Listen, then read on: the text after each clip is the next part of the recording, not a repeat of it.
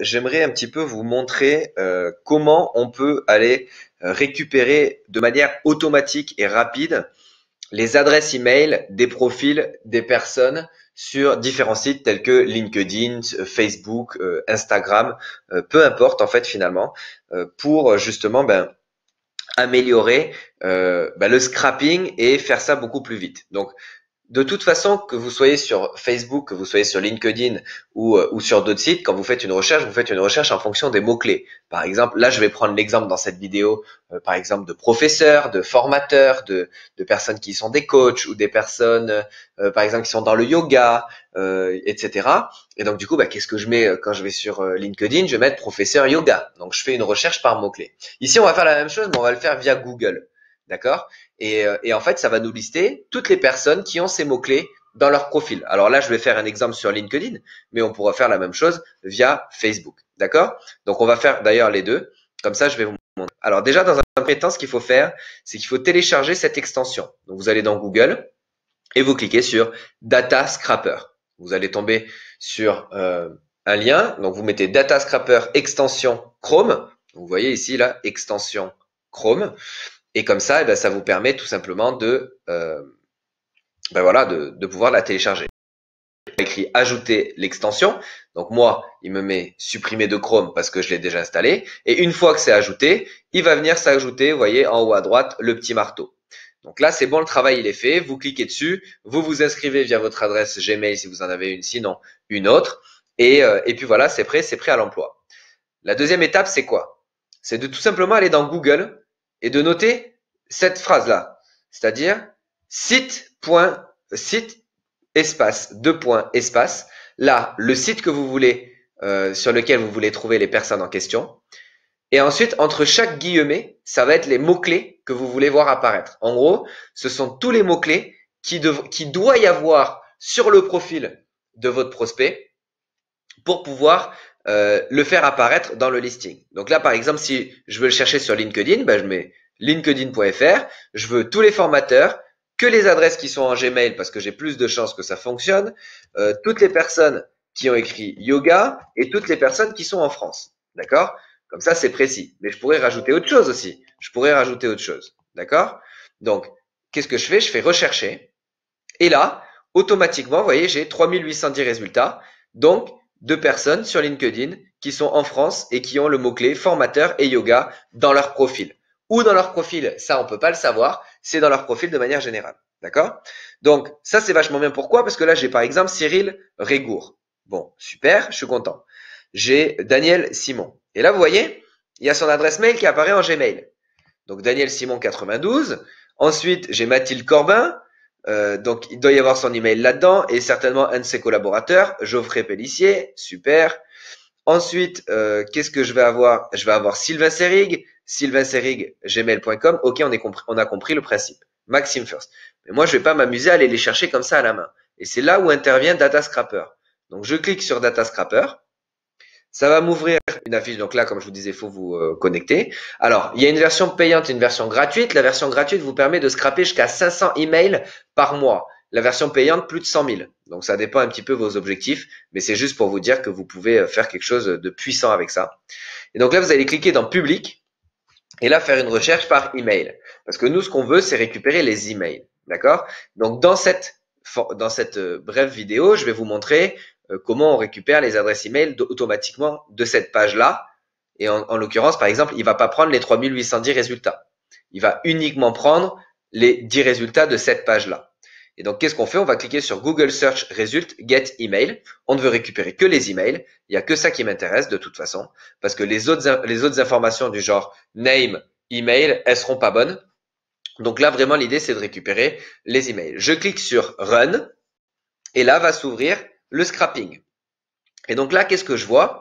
Je vois tout simplement apparaître, vous voyez, la liste de tous les emails que j'ai trouvés dans ma liste. Donc, on avait vu Sylvain Serrig, Maxime Furst, Daniel Simon, etc. Donc là, qu'est-ce que je fais? Eh bien, je vais tout simplement récupérer. Alors, c'est download. Donc là, c'est pour le télécharger. Donc, au lieu de le faire en .csv parce que j'en ai que 10, ça me sert à rien. Donc je vais juste les copier, les 10, ça marchera.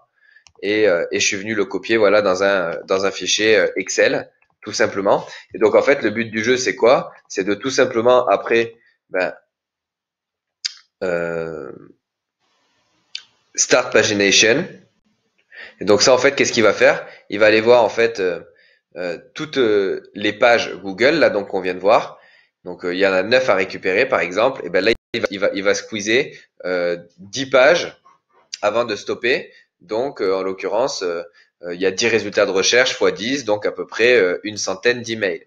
Donc tout ça, c'est automatique et tous les résultats de recherche vont venir apparaître.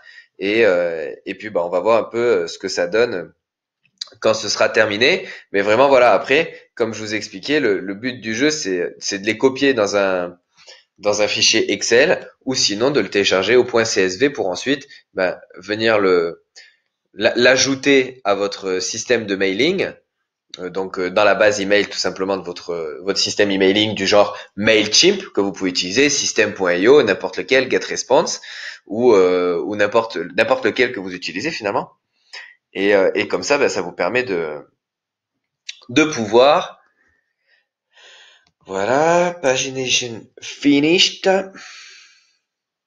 Ici, vous en avez vu afficher 4, mais vous faites pas attention à ça. Vous allez dans Download, vous copiez et vous allez dans Excel et vous collez.